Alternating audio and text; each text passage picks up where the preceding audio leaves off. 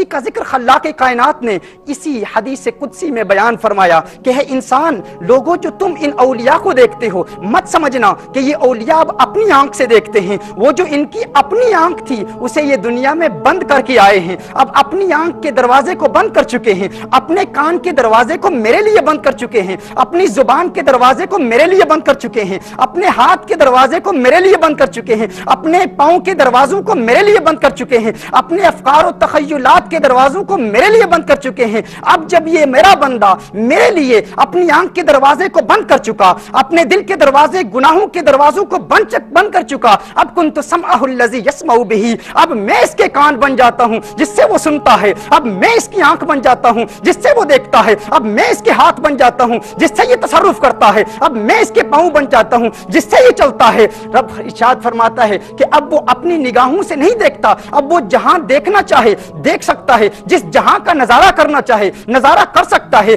جہاں تک اپنی آواز پہنچانا چاہے آواز پہنچا سکتا ہے، جس جہاں کی بات سننا چاہے سن سکتا ہے، جہاں پہنچنا چاہے پہنچ سکتا ہے، جہاں دیکھنا چاہے دیکھ سکتا ہے، جہاں اپنے ہاتھ پہنچانا چاہے پہنچا سکتا ہے۔ فرمایا اس کو اللہ عز و جل ایسے تصرفات دے دیتا ہے، ایسی قوت دے دیتا ہے، ایسی طاقت دے دیتا ہے، ایسے روحانی تصرفات کا نزول اس بندے پر ہوتا ہے کہ جب وہ اپنے ہاتھ سے اشارہ کرے تو ان پربتوں کی رفعتوں پر کپ کپی داری ہو جاتی ہے۔ باروں خاکی اندروں آتش دس دے حالوں خستوں، یہ ایک نعرہ کرن محمد ڈھین پہاڑ شکستوں۔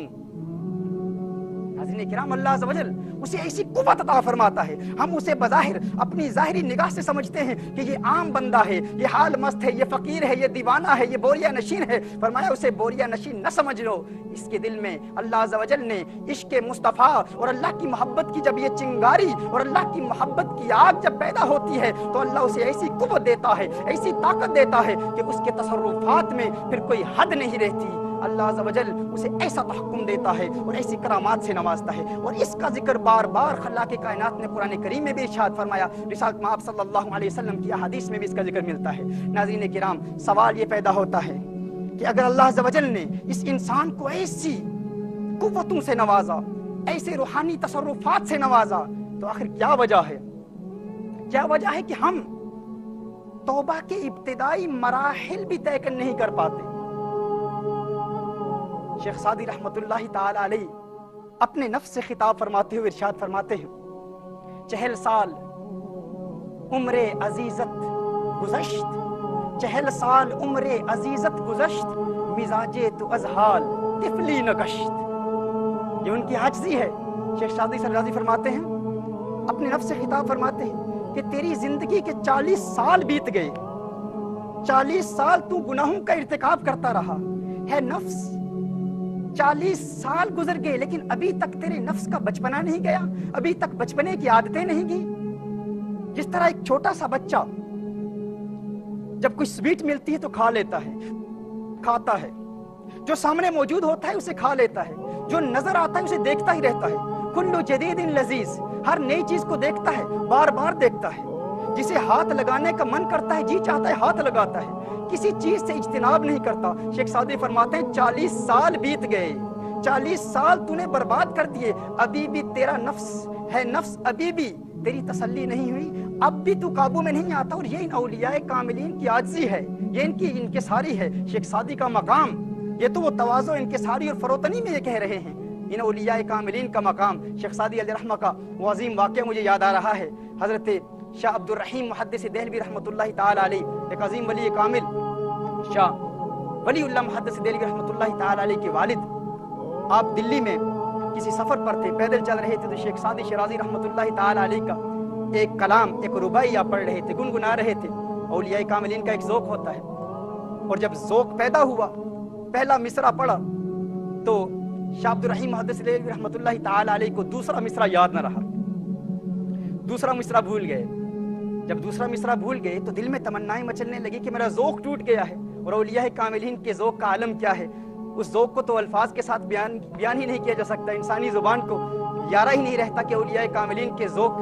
کے حسین پیکروں کو لفظوں کے جامے پہنا، یہ تو ہم بیان کر ہی نہیں سکتے کہ ان کے ذوق کا عالم کیا ہوتا ہے۔ لیکن شاہ عبد الرحیم محدث دہلوی رحمۃ اللہ تعالی علیہ کا ذوق ٹوٹ گیا، اب دل میں تمنا مچل رہی ہے، آرزو پیدا ہو رہی ہے، کاش کہ دوسرا مصرع یاد آ جائے۔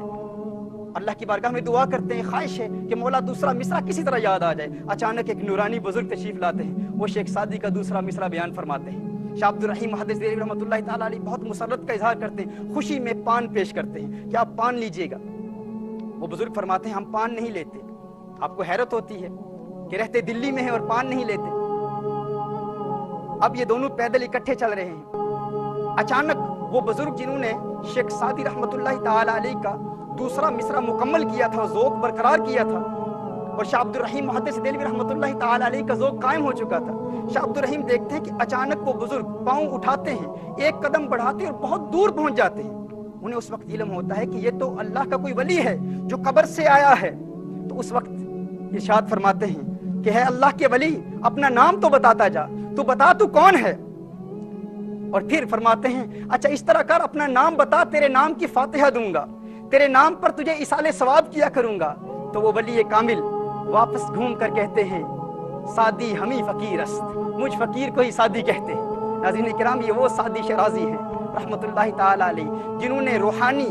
اللہ کا قرب حاصل کیا، اللہ کی معرفت حاصل کی، لیکن اپنے نفس سے عاجزی میں یوں خطاب فرما رہے. ناظرین کرام، ہماری یہی کوشش ہے کہ آئیے ہم ارادہ کر لیں، ہم کوشش کر لیں کہ جو ہم نے ذہن کے برے خیالات کو ڈسکس کیا